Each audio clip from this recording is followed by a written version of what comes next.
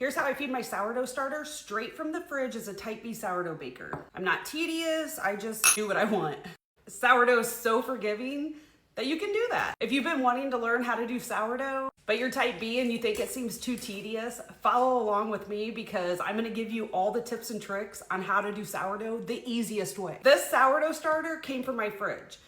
The reason it's not airtight is because I fed it yesterday because I was gonna bake a loaf.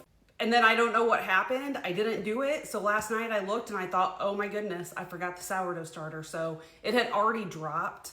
So I stuck it in the fridge and then I just pulled it out to show you how I'm gonna feed it to mix a loaf either this evening when it's ready, or I'll refeed it again and do it tomorrow if I don't have time. I'm literally, man, it looks pretty darn good still. Look at that. I'm just taking a scoop like this and I'm gonna put it in here. I'm not measuring that, but I know that I need 1 cup of starter for my basic recipe. So I'm gonna do a cup of flour. However much starter I need is how much flour I use. And if I'm doing a cup of flour, I know that I need about a half a cup of water because I like to keep my starter thick. So I'm gonna get a half cup water, and this water is just lukewarm room temperature water. I'm pouring it in there. It's so much easier to mix your starter if you mix the water and the starter first. If you don't, you won't hurt it. It's just harder to mix. So I'm just swishing that around a little bit. And then I'm gonna add my cup of flour and mix that. You wanna make sure everything's very well incorporated. Make sure there's no dry flour, but it should be thick. I mean, it's gonna seem like dough. Always use about half the water in cup measurements to the flour. So a cup of flour, a half cup water. If you need more water or flour, you can add it.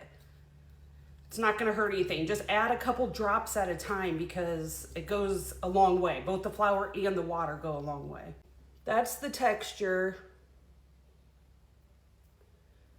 Sometimes I even make it a little thicker. So however that turns out with a cup of flour and a half cup water, I just leave it.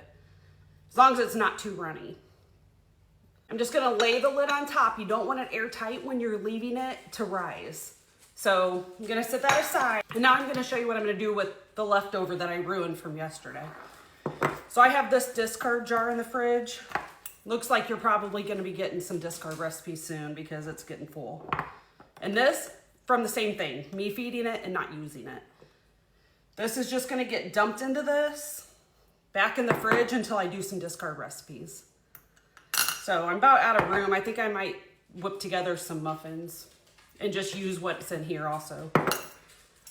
But when you're keeping it in the fridge, it does need to be airtight, unless you're just doing it overnight. I knew I was gonna use this today, so I just left my cover on it from yesterday. Okay, probably some discard recipes coming soon. And I also wanted to add, once this peaks, then you'll be ready to mix your dough. I anticipate this will probably take like maybe 5 hours or so. My house is on the cooler side because of the air conditioner. But once it's at peak, then I'll go ahead and mix my dough.